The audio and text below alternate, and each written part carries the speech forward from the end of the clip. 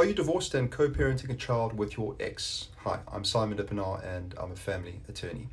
When you're divorced, you probably spent many hours working out a parenting plan that defines contact hours, holiday provisions, and other aspects of your child's physical routine and emotional care.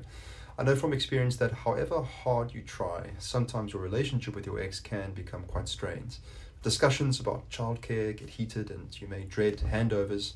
But however irritated you may feel, please don't deny the other parent access to your child. Your feelings about your ex have nothing to do with your child. They have a right to a loving relationship with both parents. Furthermore, refusing contact rights could land you in jail. I'll explain the legal rights and consequences in this scenario a bit later.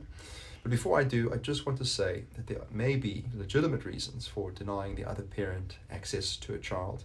If you have reason to suspect they may be abusing alcohol or drugs while caring for the child, or if you are worried for the safety of your child for any reason, speak to your lawyer or the family advocate.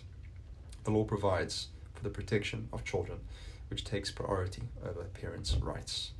But the law also ensures that children can maintain a relationship with both parents, and the interests of the child come first. Now, the Children's Act protects South African children. What does it say about denial of contact rights? Well, it states explicitly, any person having care or custody of a child who refuses another person who has access to that child such access, or who prevents that person from exercising such access, is guilty of an offence and liable on conviction to a fine or to imprisonment for a period not exceeding a year, 1 year. Now, not all parenting plans are the subject to a court order. They can also be registered with the family advocate. Some couples manage without one, but I always recommend drafting a parenting plan, even in an amicable divorce. Now, no one knows what the future holds, and the post-divorce relationship that starts out friendly can turn acrimonious, especially when one of the partners enters a new relationship. But if your parenting plan is enforced by court order, refusal to comply is contempt of court, which is an offence. Now, this happened very recently when a mother was found to be in contravention of 2 previous court orders concerning parental access and contact with a minor child. The father filed an application to have her declared in contempt of court for her disobedience and refusal to reinstate contact. Now, in legal terms, contempt of court is any conduct that disrespects, insults, or defies the authority and dignity of a court. It's designed to safeguard honor and maintain the effectiveness of the judicial system. To establish contempt of court, the following elements must be proven beyond a reasonable doubt.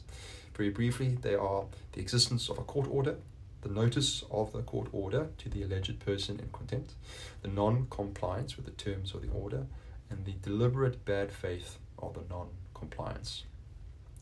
The courts do not like sending parents to jail. For a parent to be imprisoned, the disobedience must not only be deliberate, but must also be executed in bad faith, in a malified manner.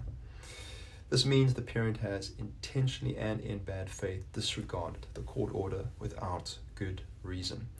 The burden of proof for the first 3 elements rests on the person bringing the charge of contempt of court, but deliberate bad faith must be disproved by the respondent, the one receiving the application. In other words, they must provide evidence that their failure to adhere to the court order was not intentional. In this case, the mother failed to prove her case and was given a prison sentence of 12 months for continued non-compliance.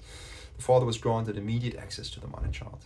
Now, this case highlights the constitutional duty to obey court orders, but it also emphasizes the importance of prioritizing matters concerning a child, particularly with regard to the best interest principle.